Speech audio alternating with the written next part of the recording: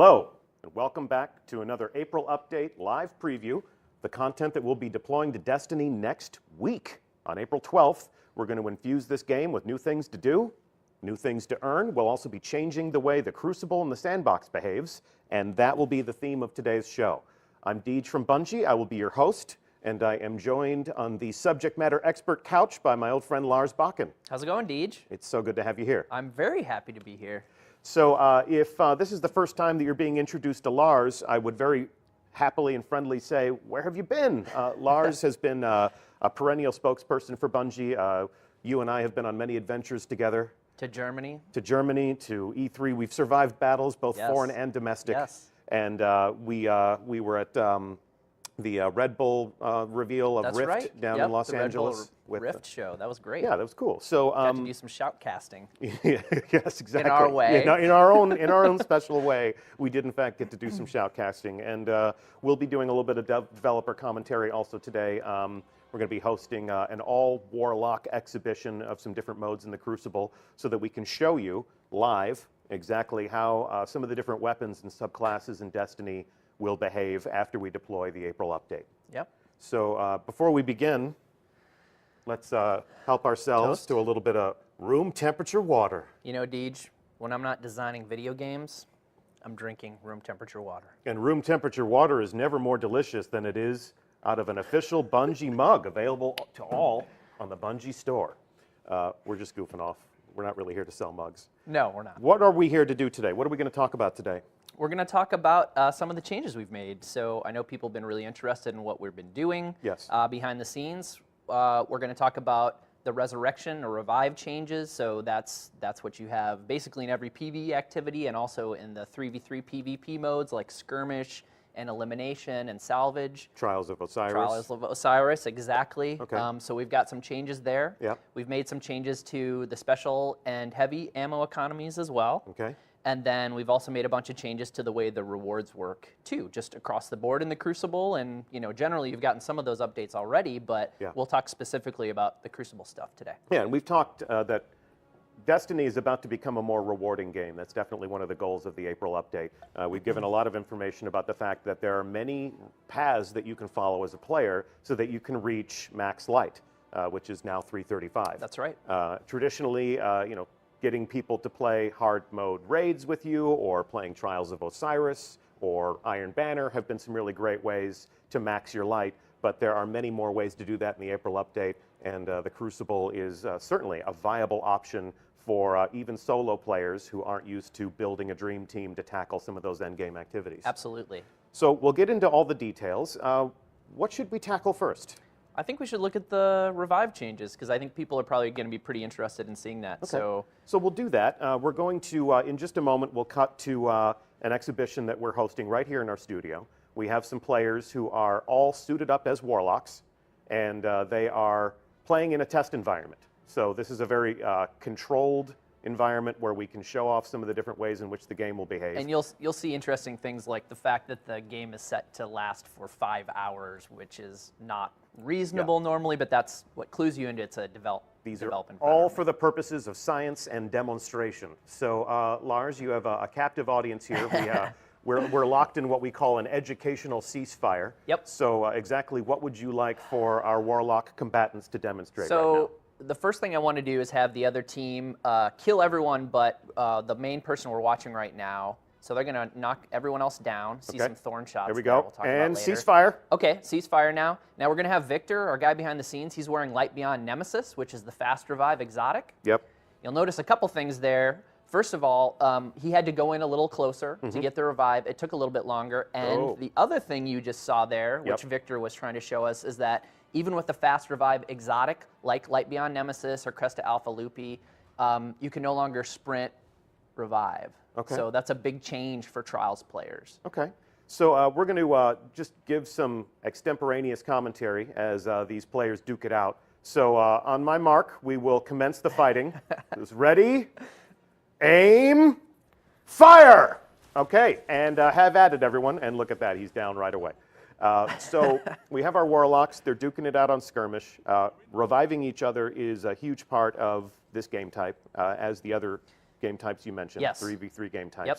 So what was the essential design motivation that prompted you to make the changes to the way the revive works? So, we were seeing some really interesting things when people were doing revives, and we wanted to sort of make it a little bit more risk versus reward. So that's why we made some changes, like the overshield you get is a little less powerful now, the shield that you get when you revive and then you get revived. And the other thing we've done is we've taken in the distance a little bit and made it a little bit longer to do the actual revive itself. So you have to get a little bit closer. It takes you a little bit longer, and that's the major change. Okay. And then the other thing that we did that you're not going to see in this current game is in Trials, we added 2 seconds to the revive timer. So there's that timer that won't allow you to be revived by your teammate once you first go down. And normally that's 5 seconds. Okay. And then when you go down in that round, we add another 5 seconds. So what we did is we added 2 seconds onto that. Does that make sense? So I get killed. My teammates have to wait for 7 full seconds before they can revive me. And then if you die again, we add an additional 7 seconds. So the second time you die in a round, it would be 14 seconds. And then 21, and then so on. Correct. Get out your slide rules or memorize your multiplication Start doing tables. math. I really wish I'd paid more attention in math. But, The basics are that it's going to take you a little bit longer. You're going to have to be a little bit closer. You're not as strong when you come out of a revive. Okay. The overshield is a little less. Yeah. All of those things together with the additional time, it makes revive more of a choice. You can still revive someone in a bad situation. We can't stop people from doing that. However, we can make it a little more painful. So there's so many different sources of information that we can use to arrive at the inspiration for these changes. We've got data from our user research team as to how people play in the game environment. We've got the anecdotal feedback from members of our community. People like M. Tasht, who we met down in Los Angeles. Very kind gentleman. Yes, he's a gentleman and a fierce competitor. And he shared with us some of his own personal feedback about how he felt Revive could work a little bit better and be a little less detrimental to the combat meta in Trials of Osiris. So maybe a good way to see how this behaves in Trials of Osiris is to put a price on that guy's head. So we're going to call it right now. M. Tasht, if you're in chat, we are putting a price on your head. We are putting a bounty on you for the upcoming Trials of Osiris that will happen after we deploy the April update. So April update lands on Tuesday. That's April 12th. The following Trials of Osiris will be April 15th. And we are going to go in and hold court, and we'll see how the new revive mechanics work, and we'll get some of your insights as to how you think the new combat meta plays out. I'm going to put M. Tasht into the community seat. We'll leave it up to you to choose who represents Bungie. Okay, and, that sounds good. We'll see if we can carry him to the lighthouse. Yeah. Well, he's probably going to be doing the carrying. Maybe the other way around. Okay. All right. Well, let's make sure that we don't equip him with lead anchors, and we'll give him some good teammates, and we'll see how all that plays out. And then, of course, in addition to user research data or anecdotal player feedback, there's also our own personal experiences in playing. Yeah, absolutely. When we play the game ourselves at home, we listen to the feedback, we read the forums, we get internal feedback, we play test all the time, we play test every day, and we're in this really great position internally where we can make changes. We did a lot of different things to revive before we got to where we solved it for the April update. But it is, it's a continuing thing, right? We play the game constantly, we get feedback, and we try and make the best changes that we can, and then put it out there and again, listen to your feedback and see how those changes are going. This is a perfect segue to the next thing I think we should talk about. We have certainly encountered a lot of feedback about the changes that we have made to the ammunition economy. So here's a sniper rifle. There was a sniper rifle. There's a sniper rifle. And which one is that? Which appears to be a Vanguard weapon. Yes. Could be 1,000-yard stare. The eponymous and ever constant. We won't talk about that gun. We'll let John Wisniewski talk about that gun.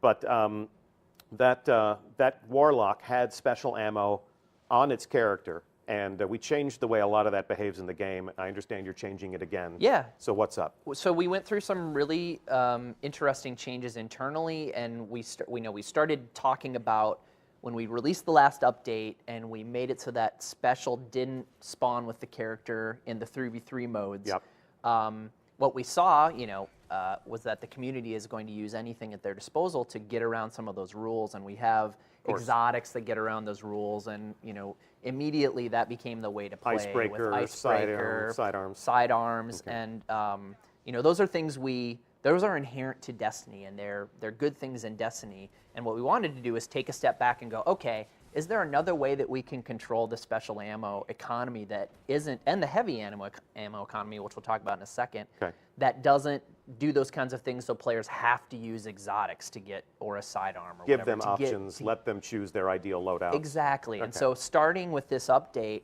across the board, we made changes everywhere with the exception of Elimination and Mayhem. We've made it so that you spawn with special ammo everywhere. So, sorry, I take that back. You do spawn with special ammo in Elimination as well. But across the board, you spawn in every game type with special ammo at the beginning again, like we previously had it. So if you're in the Crucible, at the top of the match, you get special ammo. Correct. Okay, so everywhere. Our original idea was that we didn't want snipers spawn killing people right off the starting line. Right. What's our philosophy on that now? So the interesting thing is, because of Icebreaker, we couldn't actually control that specific thing.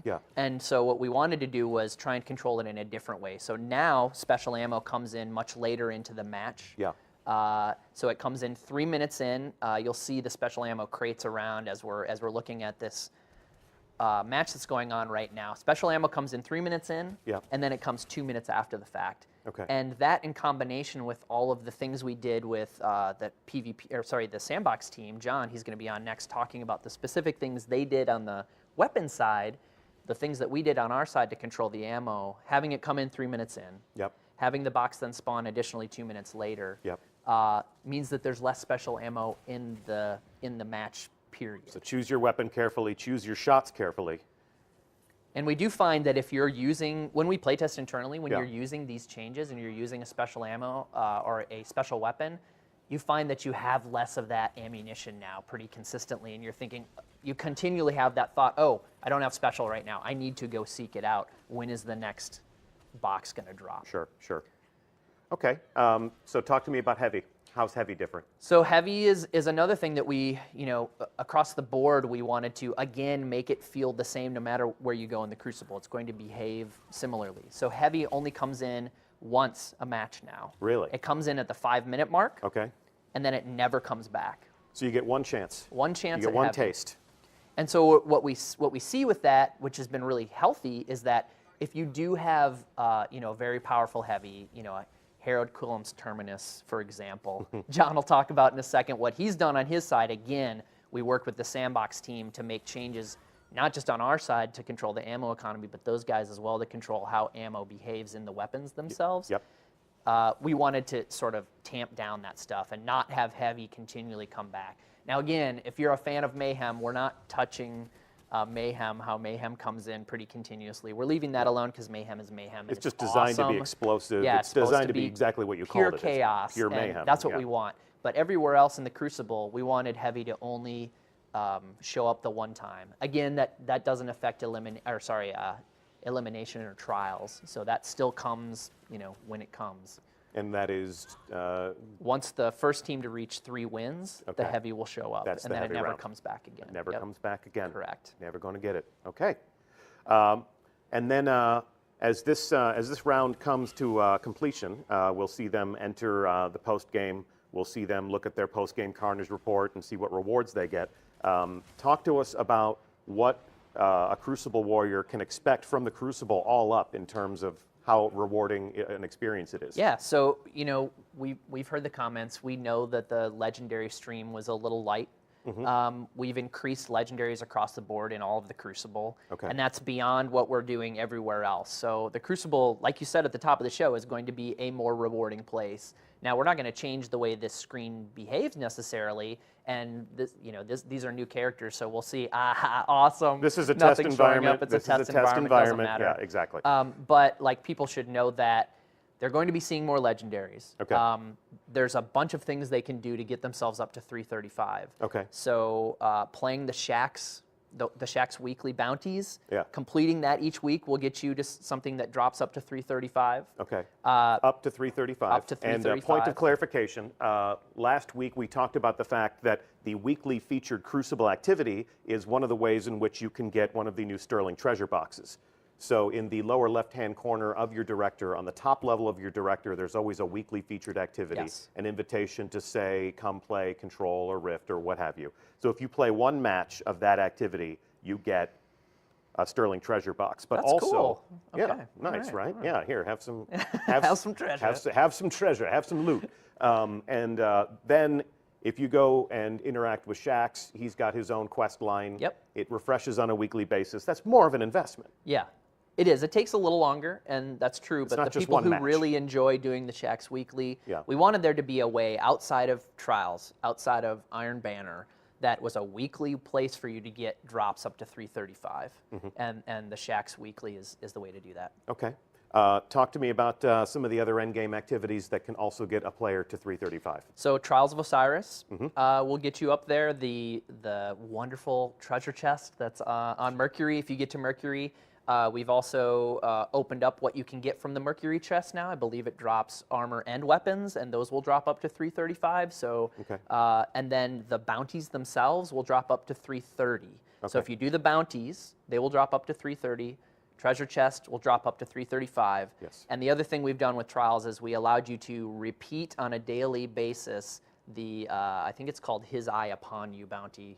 We should fact check that in the patch notes, but yeah. one of the bounties, you'll be able to do it every day. So you can okay. keep going back each day. If you love playing Trials, and that, again, the Trials bounty stuff can drop up to 330. So that's another good way to keep playing. Iron Banner. Iron Banner, we've made some good changes there as well. You know, we've looked at how the economy works. I believe Jeremiah, who is our resident Iron Banner expert, he removed the legendary engrams out of the stream. So now, if you were supposed to get a legendary engram, you'll now get an Iron Banner drop instead. We wanted to make it all about the Iron Banner gear that's dropping, so that's what you're going to be getting. Okay. At the rank 3 and the rank 5 packages, you're still guaranteed to get an artifact and a ghost, and now those are 320. So they will drop at 320. So if you haven't gotten up to 320 yet, you're going to get a guaranteed 320 artifact and ghost just from getting to rank 5 in the next Iron Banner. Okay. And then if I get my rank 5 package, that stuff will drop up to? Up to 335. Yeah. Awesome. Okay. And cool. the last thing, I think people have talked about this a lot. I've yeah. seen on the forums. There was a bounty that required 2,500 points and a win, and now that is 1,500 points and a match completion. Okay. So it'll be much easier to get, and we've heard you. We're sorry, but we're making changes to make the experience better. Never be sorry about making the game better. Wow. So. Sure. That all sounds like good stuff to me. I certainly love the Crucible. I'm not amazing in there, but I've got a full set of Iron Banner gear. So you're looking good. Yeah, I'm feeling good, Lars. I'm feeling good. Here, let's have another Toast. sip of room temperature water. Room temperature water. And is there anything else you would tell our audience about changes to the overall Crucible? You know, there's probably too many to go into on this stream. The patch notes will be coming in the next day or so, right? What we'll do is we will, we'll certainly do a recap of this show, and we'll have a few additional details on the Bungie blog tomorrow, and then we will on April 12th. Gotcha. Okay. When the April update deploys, we will certainly have the customary patch notes, and people who love to pour through the changes that we've made and pick through it with a fine comb. Can go through and they can see every last little bullet point. And there's a lot of, I could spend 2 hours talking about the changes we made, but it's better to. It just doesn't sound like a very entertaining stream. We don't have that much room temperature water, man. No, we don't. Okay. But there's a ton of good details in the patch notes, things that I glossed over. You'll get much more detailed notes on those. Well, as the show says, this is an April update preview, so that's a good glimpse at some of the different things that you've done. Yeah. I'll thank you on behalf of the people that tweet at us and talk to us on those forums for, caring about their opinions and factoring that into your process. So hopefully this improves your Crucible lifestyle. And as always, we'll be listening to the way you react and respond to these things. I'm going to thank you so much for spending some time with us today. Thanks, Deej. Thank you for all the hard work that you put into this, as always. Yeah. And we're not done. Coming up just after this station break is we're going to have designer John Wisniewski come out and talk about the arsenal in Destiny and how a lot of the different weapons that you love to use or hate to get killed by are about to go back to the workbench and be adjusted in the interest of balance. So enjoy some gameplay, and we're going to welcome yet another subject matter expert to the couch right now. We'll be back in just a few seconds. Watch them fight.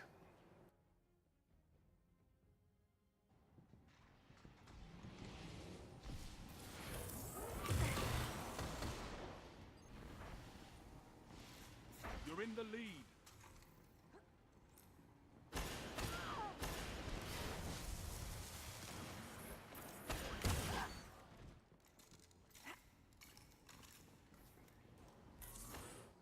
All right, and we'll take a break from the Crucible right now because it's my pleasure to introduce you and to welcome to the show John Wisniewski. How's it going, Deej?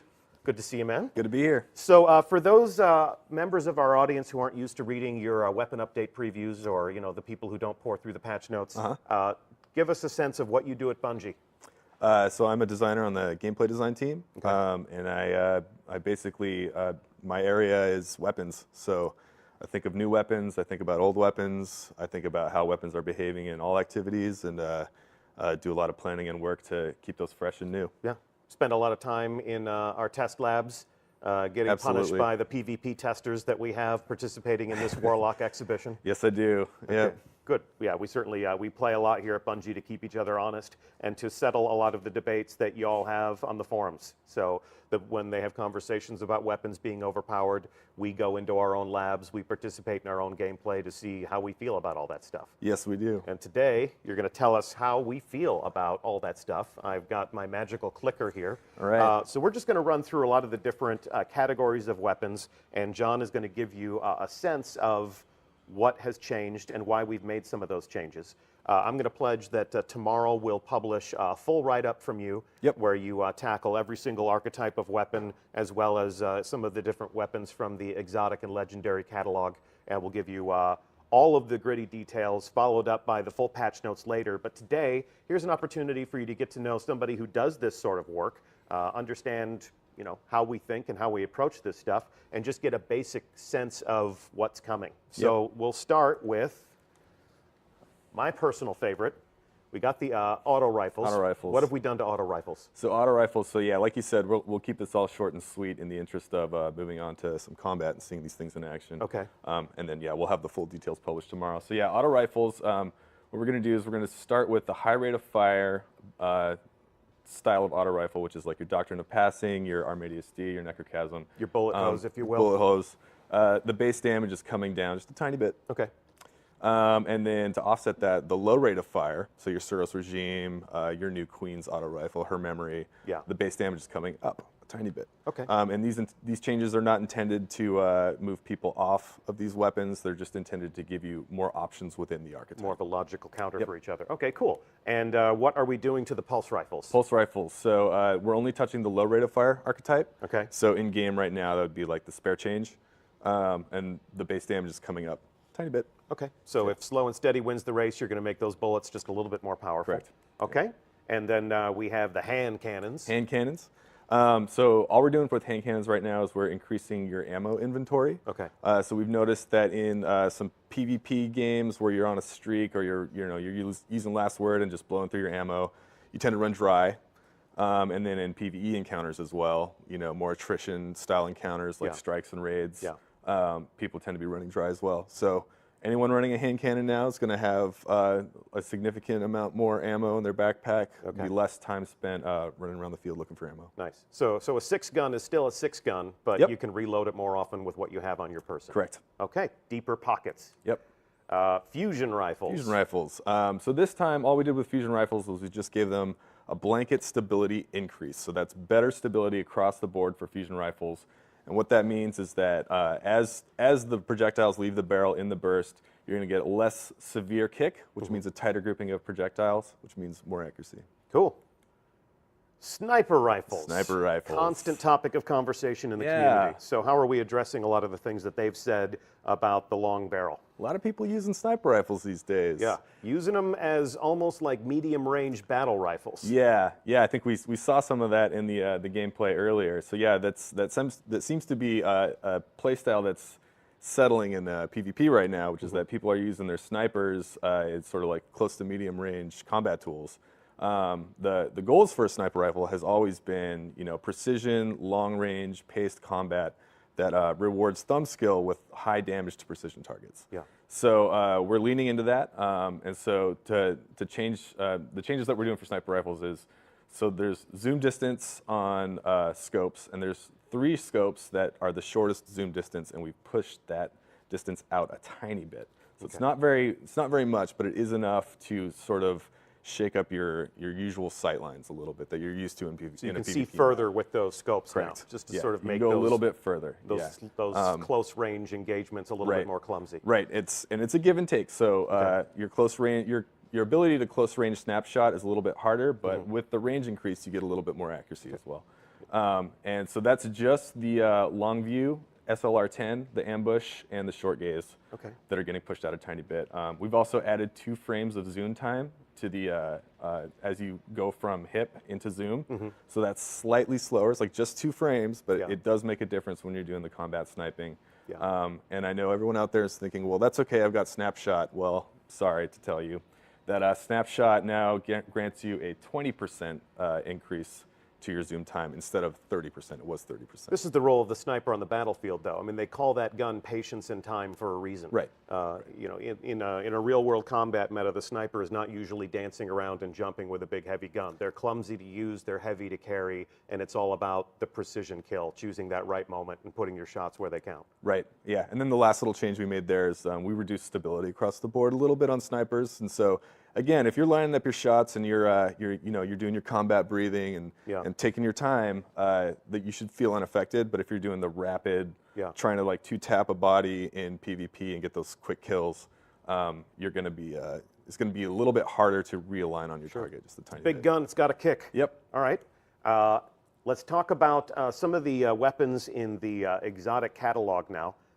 This is extremely popular, the Mida multi-tool. In fact, let's take a look at how popular it's been over time. So when we launched the Taken King, this gun was not brought forward originally. Right, its investment attack value was not at the levels of the other weapons. So it was not a year 2 weapon as soon as year 2 began. So where on that graph do you think that happened? Probably where you hit that wall. So you can see where December happens. Right. We reprised this exotic weapon for year 2 in December. That's when it vaulted up like a rocket out of obscurity back into relevance, and you can see those weekly upticks where it's being used in activities like Iron Banner. Yep. So Mida multi-tool is, compared to every other primary weapon in the combat sandbox in PvP, is by far the most popular gun. Absolutely. So what are we doing to mitigate this? What are we doing to make it less popular, or to make other weapons in the primary arsenal a more viable option?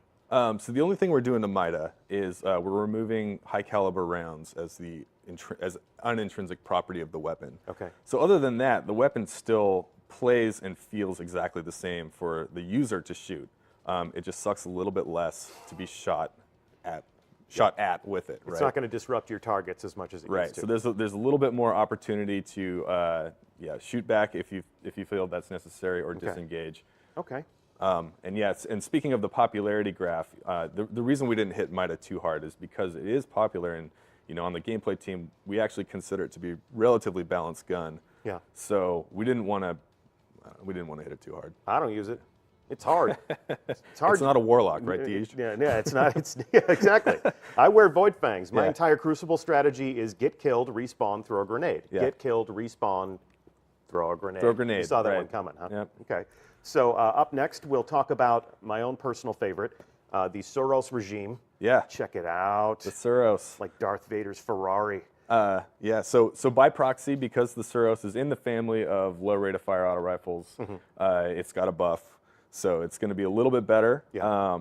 And so to address that, so a lot of people tend to use the spinning up option. So there's two options, spinning up and focus fire. Yep. A lot of people use the spinning up option, and with the base damage increase, that was just a little bit too deadly in our play tests. And so what we did is spinning up now kicks in a little bit later in the mag, about 4 shots. Okay. So you still have the same gameplay, same behavior from that perk, but it just kicks in a little bit later. Yeah, that's my finishing move. You know, when that poor soul's trying to run away from me to get around that corner, you know, and then it spins up right at the end and, you know, put him down. So that happens 4 bullets later in the clip? About 4 bullets later, yeah. Okay. And that's not what I heard your finishing move was, by the way. Oh, yeah, what'd you, yeah. And then the focus fire option now got a range buff as well. So, so you get a pretty significant boost to your range stat if you're going to select focus fire. And then if you pick the other range boosting options in the talent grid in conjunction with that, you'll be able to max out the range value of Suros. So that if you are the type of player who likes to use the really slow focus fire option,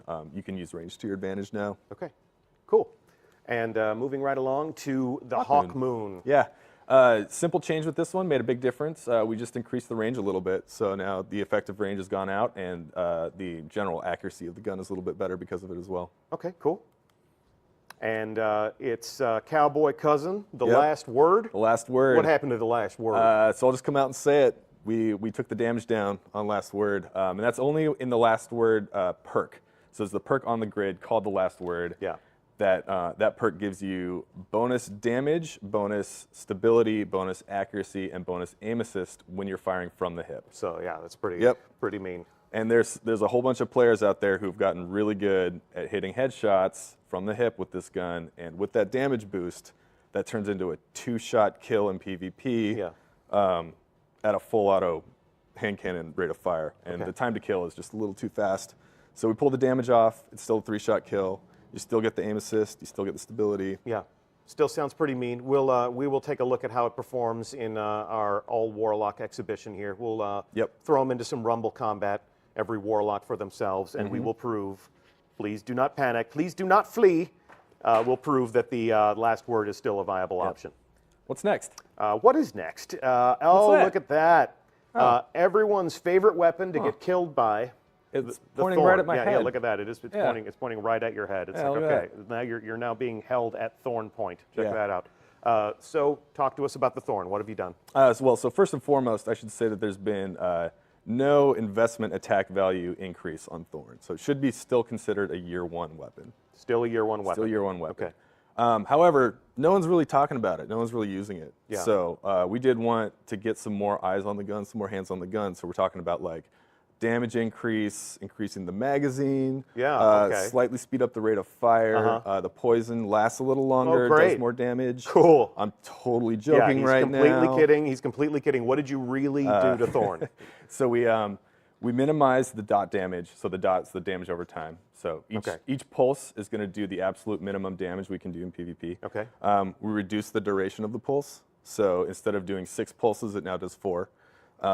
And we've actually done another pass on the intensity of the poison screen effect. So when you're shot by it, it's a little bit less intense on your screen. You're not completely blind. It's not like someone hit you with a green flashbang. Yep. And again, like same methodology applied to the MIDA changes, where we're trying to preserve the feeling of using the weapon because that feels good to some people out there, even though most people on the internet hate those people. We want the weapon to still feel awesome to use, and then suck a little bit less to have it used on you. Gotcha. Okay. Icebreaker. Icebreaker. So once again, I should say that the investment attack value of Icebreaker is not coming forward. So Icebreaker is still a year 1 weapon. Yeah. Okay. But to sort of pivot off of what Lars was saying earlier about the intended ammo economy changes, we had to make some changes to Icebreaker as well. Icebreaker was making it pretty difficult for us to tune the ammo economy in PvP. And so what we did is we basically addressed the issue where players could charge up their special ammo with Icebreaker, get killed, die, jump off a cliff, whatever, and then swap to another special weapon and have that ammo persist. So that no longer happens. When you switch away from Icebreaker, you will lose all your ammo and have to find it again on the map. Okay. And then playing into the Icebreaker fantasy as well, we wanted to really sell the fact that this is a long-range, heavy weapon, so the handling came down, the zoom distance went out. Yeah. But the exotic behavior is still there. So if you are the PvE style player where you're camping on the hill, annihilating the battlefield, you won't feel the burn on this one at all. Cool. Okay. There's an interesting point to be made there that we had Lars in to talk about Crucible activities and ammo economies. Now you're talking about weapon balance and how ammo economies affect that. You guys work very closely together. It's not like you all live in your own personal vacuums. Where it's like, what are you doing? It's like, oh, I'm adjusting guns. What are you doing? It's like, I'm adjusting the Crucible. It's like, okay, cool. See you on the other side of that. Good luck. I mean, the changes that you guys make. Hope we don't screw this up. Exactly. It's like, oh, the changes I made completely ruin everything you were hoping to accomplish. So you guys are, I mean, I get to walk around the studio floor. I get to walk around where you guys sit. You work very closely together. All of these changes, like the things that go into the April update, it's no mistake that you're on the same show. Correct. Because you guys pretty much work hand in hand to make sure that these changes all sort of complement each other. If Lars changes something, it's going to have a direct impact on the things that you're making. And I'll talk a little bit more about some of the ammo changes that we made on our side too. So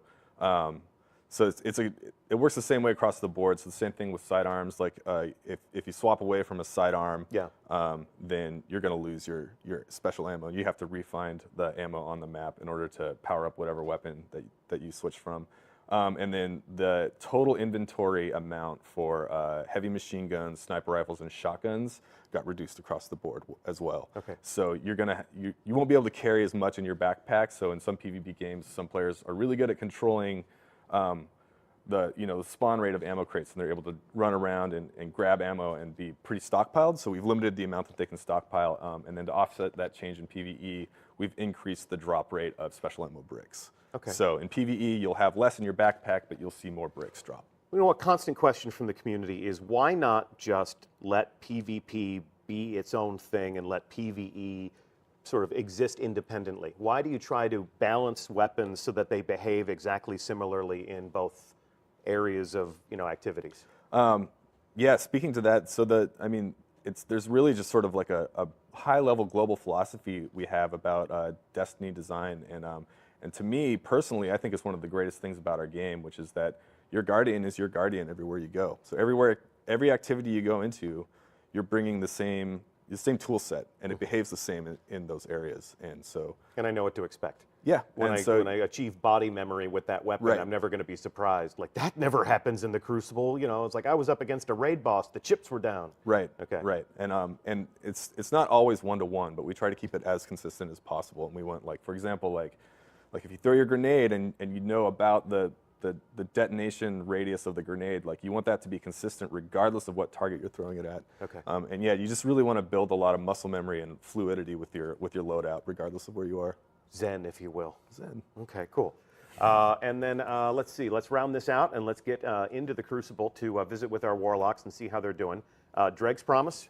Dreg's Promise, so quick change to this one. Projectiles now track based on ADS lock. So as you aim down the sights and then shoot, the Dreg's Promise projectiles are going to just do a little bit better job at tracking. And we have Telesto. So Telesto, we fixed an issue where the projectiles weren't recognizing player factions, so friendly factions. So if you shot your Telesto at your ally or your ally's Ward of Dawn, the projectiles would just vanish. And so now the projectiles know what to do, and what they do is they correctly attach to those targets. So they can attach to your friend, they can attach to your friend's Ward of Dawn, and they will explode, but they will not do damage to your friends. So if you have, like I do, if you're playing with a guy like Grant, who likes to charge into the fray of battle, with somewhat wild abandon, and you're the kind of guy like me who likes to hang back a little bit, pull out your Telesto, spray the back of his Guardian down. Dress me up. Projectiles. Turn him into a trip mine, essentially. Exactly. And a running, charging. He'll go running in, and he will literally explode himself all over the enemies. Can't wait to see that. And let's see.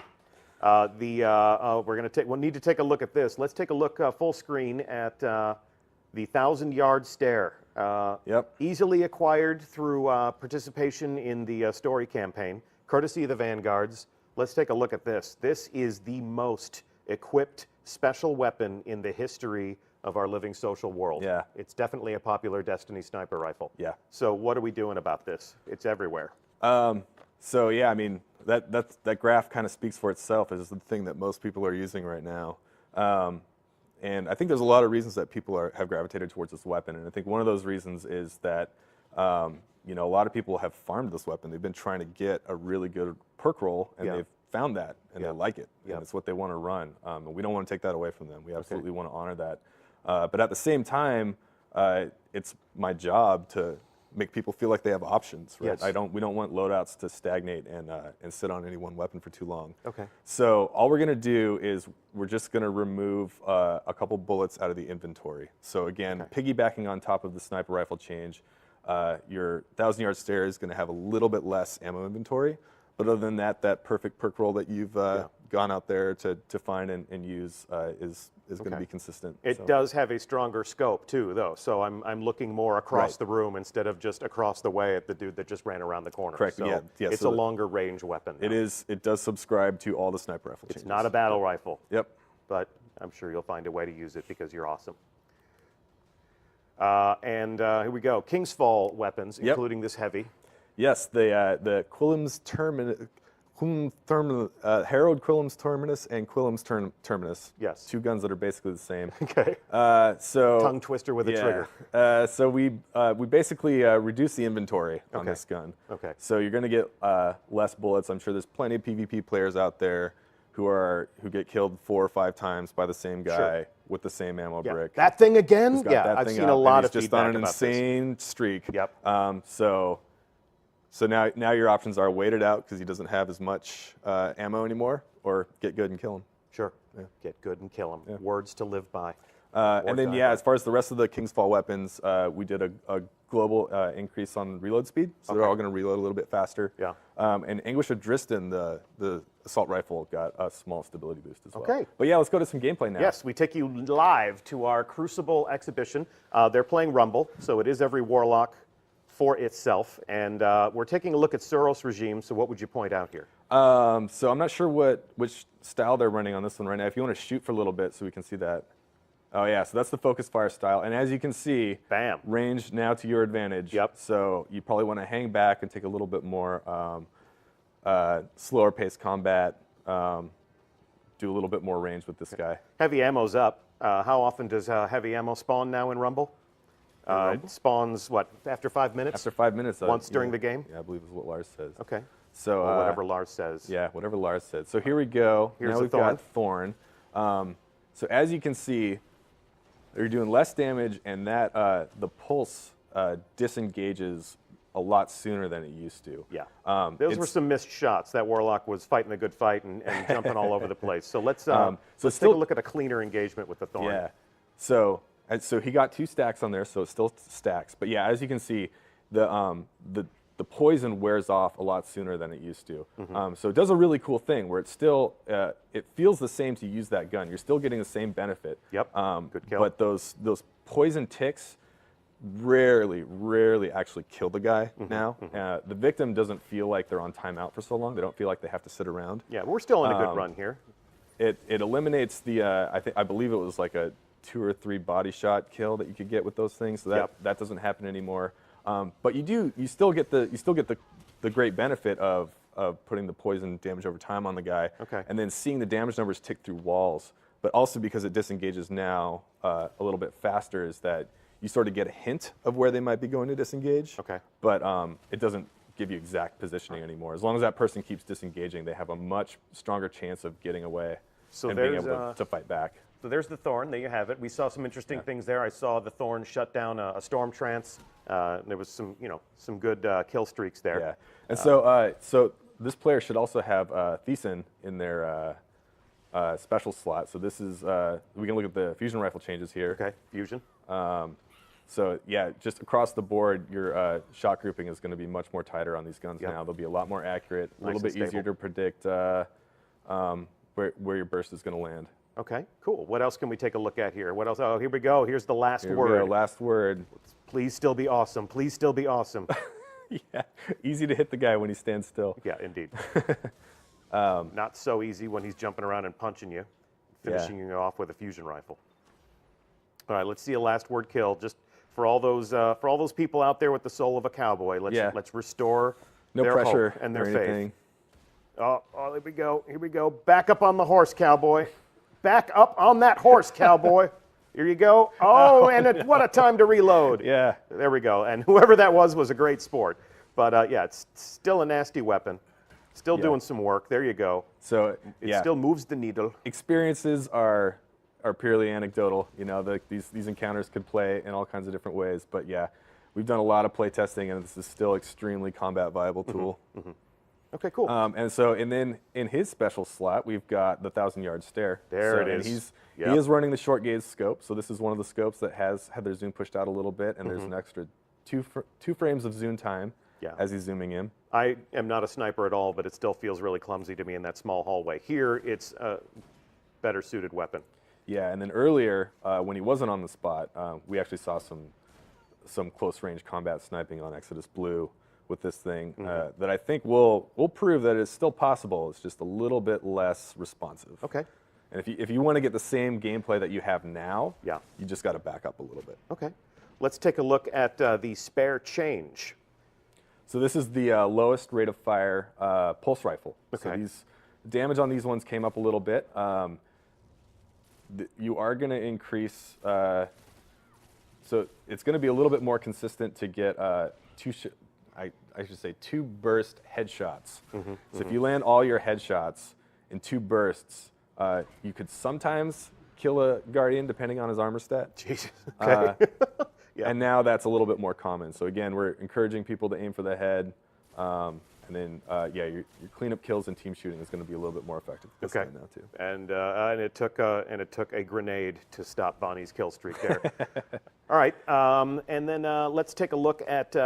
So this is her memory. memory. Yeah. So this is the new Queen's assault rifle, which is going to be launching on April 12th. And this is a low rate of fire weapon.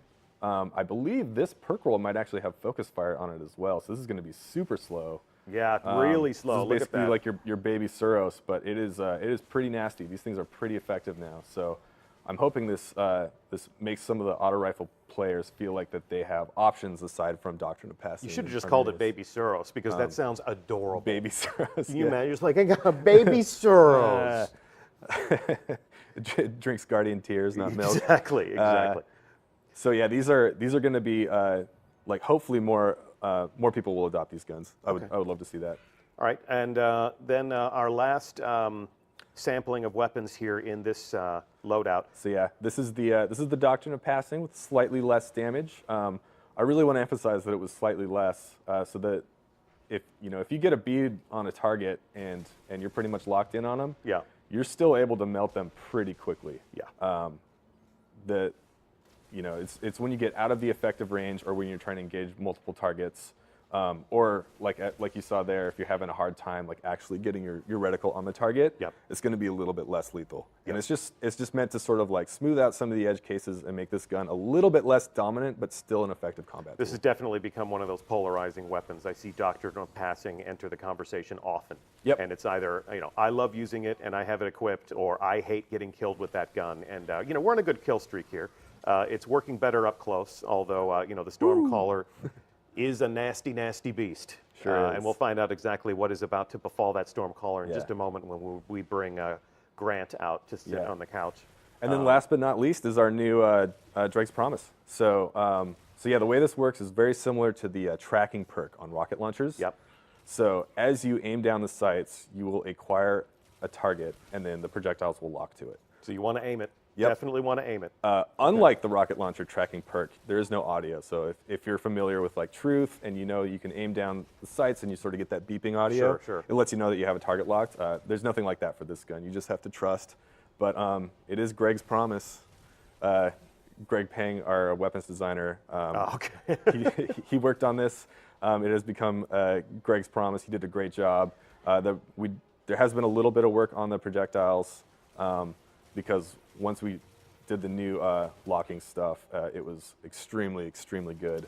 And now it's a little bit more balanced out now. Sounds scary. I mean, when you do that, when you say, okay, now this gun has tracking rounds and they work a lot better, or you're always kind of like, all right, I'm going to give this to the community, and it's like, let's see what happens. This thing could become the first and last word in Crucible combat. But we'll keep paying attention. We'll keep studying them. We'll look at the UR data. We'll look at the usage graphs and see if it takes off like a rocket the same way Mida did when we brought it forward.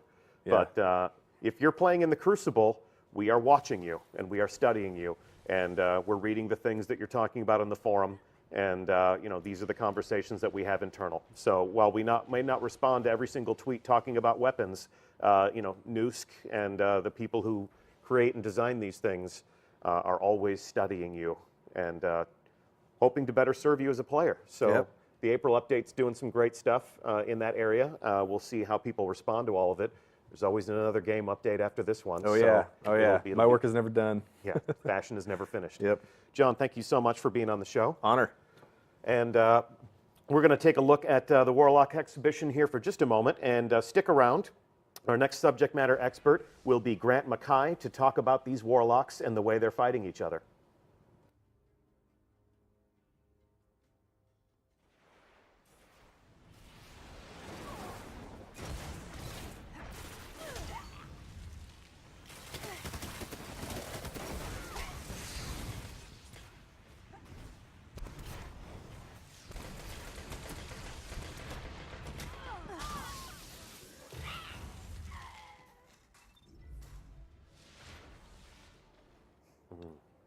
Dude, this room temperature water is amazing.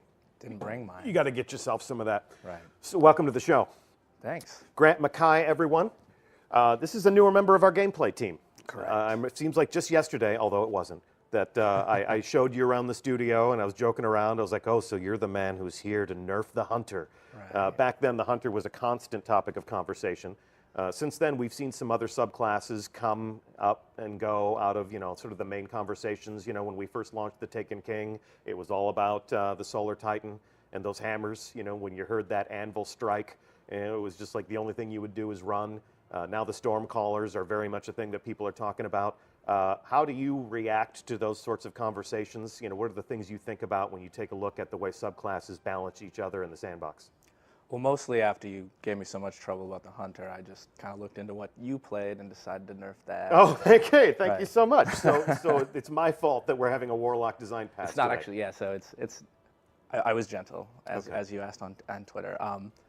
What we actually look at is how people are playing them, what they're using, and how actually successful that they are. Mm-hmm. And so if something's being used too much or too little, we try to use that as the metric to sort of balance on. If everybody's doing Warlock exactly one way, that's kind of a problem. It's kind of boring. Right. Give people incentives to embrace different archetypes. And empower the different kind of play styles that we have, that sort of thing. Okay, cool. Well, we have put the Warlocks under the microscope. Let's see how they're performing in the Crucible. And as we watch these people, we'll load up one subclass at a time, and we'll have you give us a sense of what you've changed and how that is impacting the way that they're performing in this Rumble fight. So who do we have up first? This is the Sunsinger. All right. And actually, you just saw him try to melee his way to victory with a flame shield there. And one of the more contentious changes, we've actually lowered the amount of shield that's going to provide for Sunsingers who try to run up and sort of win every fight. And we've also reduced the frequency at which you can acquire a flame shield. Okay. Beyond that, we looked at the other melees to try and bring them up a little bit so that there were other play styles there. So if you're running something like Solar Wind, that's going to be available a lot more if you want to like push a shotgunner out of your face or something. Gotcha. And then also Brimstone, more specifically in PvE, has got a nice damage boost, so you can cause like little miniature star explosions and have all sorts of fun. So talk about the super. This super's active now. So this is Radiance. What we did was tried to make some trade-offs in it. So if you're running Fireborn like 90% of the other players, you're going to notice it's not going to last quite as long. I think actually someone posted a video analysis of one of our previous Twitch streams and actually called me out on that before we had talked about it. But also we try to make it a little smoother when you're throwing the grenades. You're going to see maybe one or two more grenades in your super if you're not running Fireborn. And you're gonna see some extra buffs for your allies if you're running one of the other upgrades, that sort of thing. Okay, cool. Let's take a look at our next subclass. And what do we have here? This would be the Stormcaller, my favorite. Yes. All right. This was one of the first things you worked on here. Yes. Correct. Okay. So how is the Stormcaller different? What have you done? So we just wanted to adjust a few player frustrations. A lot of people were a little upset with, you know, seeing a Stormcaller pop their landfall like we just saw right there. There we go. And it would blow up a Titan bubble and blind everyone. So we've reined that in a little. You can't blow up Titan bubbles anymore, for example. And watch it drain. Right. It's not gonna blind everyone on the map anymore.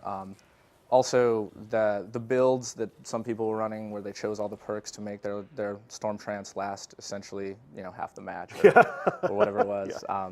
We've reined a lot of those in, and we've tried to make it a little bit more decision-based. So if you're sort of spamming your Arc Lightning everywhere, it's going to drain a lot faster now. It's not as free anymore. You're going to have to think about it a little bit more. But again, we've tried to make sure that, you know, we didn't just straight destroy the class. They're not in that bad of a place, actually, in terms of the actual statistics for their kill-death ratios and that sort of thing. So, so we gave some back. A little bit of it was aimed at PvE, where the aura that you have around you, if you take the perks for that causes damage, is a little stronger, and some more sort of user-friendly things on how they get their energy back in certain places and that kind of thing. That'll be in the patch notes. It does seem as if ever since we sort of teased that the Warlocks had a different future, the Stormcaller has definitely sort of dominated that conversation. That was the one everyone looked at and said, well, if you're working on Warlocks, you know, but Stormcaller has had a glorious birth, and it's still going to be a badass. Any other changes that you would call out about the Stormcaller? I mean, nothing specific. It'll all come in the patch notes. We, you know, moved some minor numbers around and all that sort of thing, but probably don't want to hear me ramble about that too long. Well, and really, you know, it's not as much about the math, it's about the way things feel. And if, you know, the super requires a little bit more decision making, I mean, that really is the Stormcaller experience. It's like, oh, my super's, you know, charged. Really don't need to think about this. Let's just pop it and go, you know, and just maraud through the map and just mow down anything you see. So if people have to make better decisions about when they use it and when they actually unleash the lightning, then you know, that will create, hopefully, some more interesting engagements. So I guess nothing left to talk about except for my own personal favorite. No offense to your Stormcaller, I used it. It's actually my PvE class, but when I'm in the Crucible, I'm Void Fanged up, and I'm all about the Nova Bomb, all about the Nova Lance, actually, because I love just having that extra rocket launcher on my person. So be gentle. And talk to me about what you've done. What have you done to my Voidwalker? So we didn't do anything to Nova Bomb. Okay. I'm glad now that you talked about that so much that, you know, I left it alone. Yeah.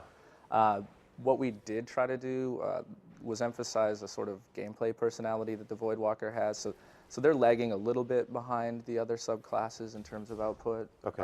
So we tried to bring him up a little, and we did that with sort of his energy vampire abilities. So you can see right now as he's playing, he's using sort of his melees and his grenades to sort of destroy people and rip out their souls and turn that into more super energy or more grenade energy, or to heal himself. Yeah. So the specific changes are again in the patch notes, but it's all about that cycle of using your abilities correctly to make sure you always have an ability available. That sounds like a lot of fun. I mean, and my playing style, as my thumb skills are not amazing, is definitely as a support player. Definitely is somewhat of a brawler. You know, I wear the Void Fangs because I like the grenades. I definitely try to punch my way out of any close encounter. Pardon me? It's interesting that you picked Warlock for that. You know, I like it. This is how stupid I am. I just like the way they dress. I mean, yeah, maybe I should have been a Titan, but I like the glide. I like the fluidity of the movement also. So I'm definitely one of those players that makes emotional decisions. But the changes that you've made to the Voidwalker are something that I'll probably have a lot of fun with. What specifically could we call out as we watch this Warlock fight? So, that was a hell of a punch. Nice. He had it going before, but he's kind of wasted his cooldowns. Not to put him on the spot or anything, but you've probably noticed even when they were playing earlier with the Thorn and stuff. Yeah. If you catch it correctly, you're going to get another grenade back really, really quickly on your energy drain ability. So that's kind of the thing that happens when you melee people with your charge, or when you use some of your other perks and that kind of thing. I'll freely admit to you that I don't notice much. All I do is I see pretty combat and awesome explosions. You can see it right there as his cooldown was coming back. Okay. Very, very quickly. He also is using his melee pretty freely. We've sort of improved the Voidwalker responsiveness in their melees, so made them all more like Surge. They happen immediately on hit. So if you're needing that energy back or that health, it's going to happen more immediately now. Okay. So the Voidwalker is a he's kind of getting bodied right now though. Proper vampire. Well, you know, these are some of the more skilled players that we have. I mean, these are our PvP testers. So yes, Nova Bomb, yes. There you go. Nice comeback, but it's a tough room. It's a tough room, especially when everyone's playing as a Warlock, which I'm sure we can both agree is the best subclass in the game. It appeals to the best type of Destiny player, the most intelligent warrior in the Crucible. Are any of these points landing with you? I mean, no. This is I got the peanut gallery over here. Like you guys are like dueling Caesars over here. Obviously, you know, watching this unfold on a stream is one thing. Playing it for yourselves is quite another. And we will have, as you promised, the full patch notes, which will explain all of these changes in greater detail. We'll give you the stats, we'll give you the math, we'll give you the things that you can debate and explain. And really, it all comes down to the way these things feel when they get in and play for themselves. That's when we really learn what we've created, yeah? Truth, yes. Yeah. And then we get to observe and readjust. And it's not going to be perfect the first time, probably, but we'll get there. What is perfection? Perfection is a thing we strive for. So last thing we would address, I got a lot of questions in chat about firebolt grenades. Oh, here we go. So yeah, that was the other thing that was talked about a lot. On top of Storm Trance being too long, people were really worried about the dot. Yeah. And the truth is, there's no simple solution there. So dots aren't just about the damage they deal. I think John got into that a little bit. They are also about the amount of time you can see your opponent, even through a wall, because you see numbers coming out of them. And they're also about stopping their shield regen so that they can't re-engage you. And so a lot of the Sunsinger subclass is built around these dots and using them with Firebolt. Firebolt on its own is actually not that strong, but it's more the Viking funeral build, as it's called. Yeah. And without essentially rebuilding an entire section of this subclass, there was no simple way to adjust that. So we kind of left it alone. We looked at other points of frustration like Flame Shield and tried to take a little bit of the power out there, and hopefully that's enough. But we're still watching. So the word is firebolt grenades at this point in time are basically unchanged. Basically unchanged, yes. Okay. Not basically, they are unchanged. They are unchanged.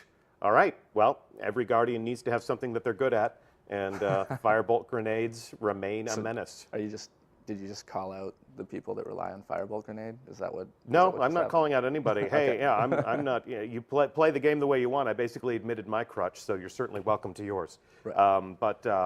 That's the state of the Warlock as it will be on April 12th when we deploy the April update. Thank you so much for shedding some light on the subject. Do you get it? Shedding some light on the subject. That's pretty good. I would say you shed about 335 light on that subject. Wow. Maybe 330 light. We'll shed 335 in the patch notes. Okay, yeah, bring it home. So, okay, bring it home here.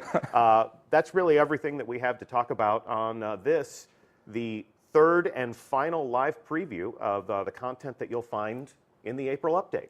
So it's been our pleasure to sit on these couches and talk to you about what's coming to Destiny and how the game is about to change. I'm Deej from Bungie. I'd like to thank Grant Mackay, as well as John Wesniewski and Lars Bakken, who visited with us earlier in the show. It can't be said enough, April 12th is the day when all of these changes go live. So we will begin the work of deploying those things to your consoles probably around 10 a.m. if everything goes well. Follow us in all of the usual places for signs, and we'll let you know when we unleash the new bits. Download them, please play, please let us know what you think. Please get in there and give your Guardian new ways to become powerful, and we'll see how things evolve and we'll see how things unfold. Go Voidwalker. Go Voidwalker. So thanks again so much for watching. I'm Deej from Bungie. That is the end of our show. We'll be back on the Bungie blog tomorrow with more detail on all of these fronts. What else? Nothing. See you in the reef. That's the show.